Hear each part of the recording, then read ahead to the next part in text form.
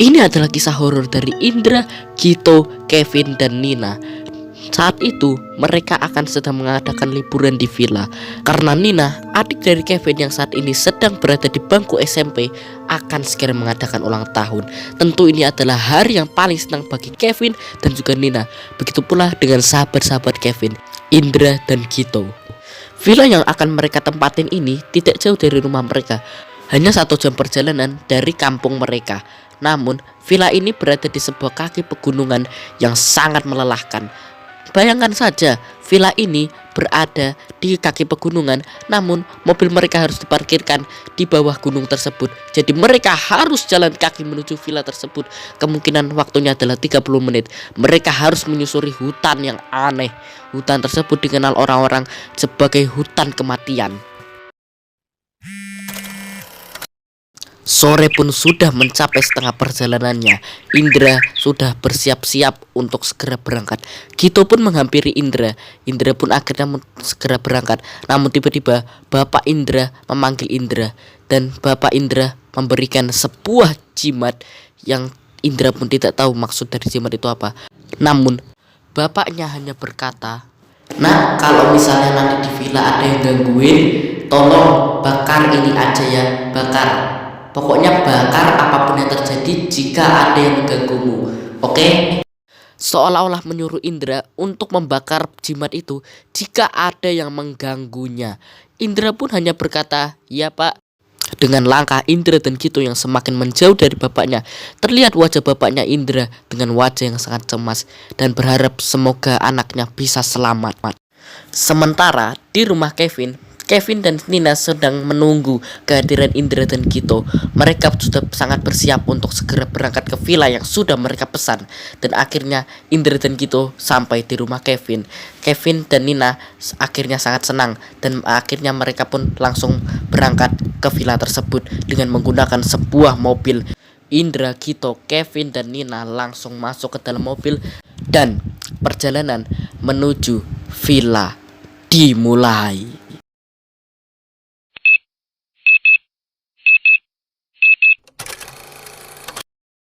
Malam pun akhirnya tiba. Indra, Gito, Kevin, dan Nina masih tetap dalam perjalanan menuju ke villa. Namun sebuah bencana besar akan segera datang menghampiri mereka. Tiba-tiba ban mobil pecah dan mereka pun terpaksa harus berhenti.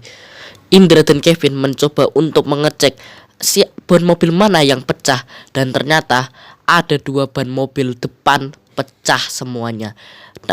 Namun 2 ban mobil di belakang untungnya tidak ada apa-apa. Dan akhirnya mereka pun memutuskan untuk mencari bengkel. Namun mereka pun lupa kalau mereka saat ini sedang terjebak di tengah hutan, karena Indra dan Gito mengarahkan ke Kevin untuk melewati hutan saja agar lebih cepat. Namun Kevin pun menolak karena lebih memilih untuk melewati kota karena agar lebih aman dan lebih cepat meskipun harus terkena macet. Namun mereka saat ini tidak ada waktu untuk bertengkar. Mereka harus memikirkan solusi bagaimana cara agar bisa cepat sampai ke villa. Namun hal mengejutkan terjadi. Tiba-tiba Gito kesurupan.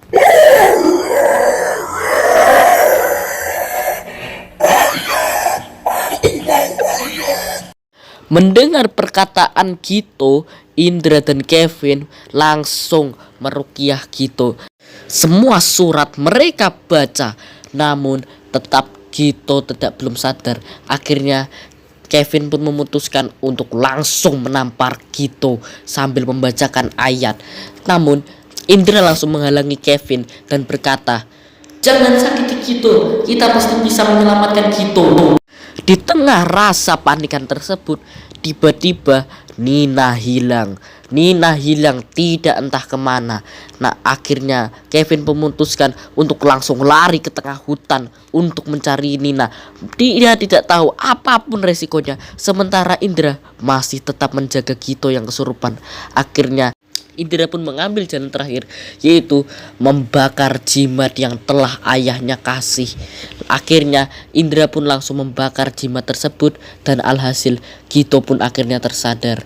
Gito pun pingsan langsung terjatuh ke tanah. Gito pun berhasil diatasi, namun Kevin dan Nina masihlah belum pulang. Indra bingung apa yang harus dia lakukan.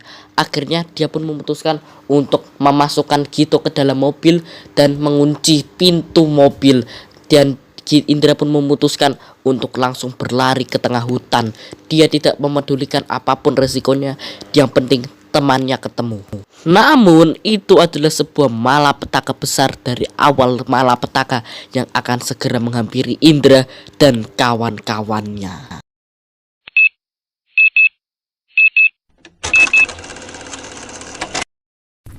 Malam pun semakin menelan cahaya. Cahaya matahari kini telah digantikan oleh cahaya rembulan. Namun Indra masihlah tetap belum bisa menemukan Kevin dan Nina, meskipun ia kemungkinan sudah masuk di tengah hutan. Indra pun mulai berjalan mengelilingi hutan, namun dia tidak menemukan sama sekali keberadaan Kevin dan Nina. Namun tiba-tiba ada yang memanggilnya. "Oi Indra, tungguin aku!" Ternyata itu adalah suara Gito yang sudah sadar. Gito pun berkata kepada Indra, dia ingin ikut untuk mencari Kevin dan Nina karena dia takut sendirian di mobil. Akhirnya mereka berdua pun mencari keberadaan Kevin dan Nina. Sudah beberapa jam mereka mencari keberadaan dua bocah itu, namun tetap hasilnya nihil. Indra dan Gito pun memutuskan untuk istirahat di sebuah bawah pohon besar yang sangat-sangat besar. Namun saat mereka sedang istirahat, tiba-tiba ada suara seperti suara meminta tolong. Aku Indra, Gito.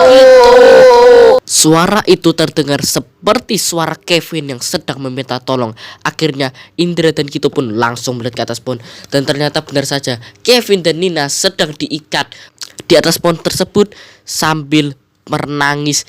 Dan kalian tahu apa yang sedang menahan mereka? Ya betul, sesosok makhluk berkepala kambing, berjubah hitam, bertangan 4, bermuka hitam, sedang melotot marah ke arah Indra dan Gito. Makhluk itu berkata, "Jika kalian ingin selamat, bawa 2 ekor kambing hitam ke sini dan bakar kambing itu. Aku butuh makanan. Jika kalian tidak dapat memenuhinya, aku akan mengambil nyawa salah satu di antara mereka." Indra dan Gito pun langsung panik. Bagaimana cara mereka mencari 2 ekor kambing hitam di tengah hutan seperti ini? Akhirnya Indra dan Gito pun memutuskan untuk berlari ke sekeliling hutan, mencari di mana keberadaan kambing hitam. Dan akhirnya mereka menemukan 2 ekor kambing hitam sedang minum di sungai. Akhirnya tanpa pikir panjang, Indra dan Gito langsung menangkap kedua ekor kambing tersebut dan langsung mengantarkannya ke makhluk itu. Makhluk itu pun langsung membakar kambing itu dan melepaskan Kevin dan Nina. Makhluk itu menghilang di tengah gelapnya malam.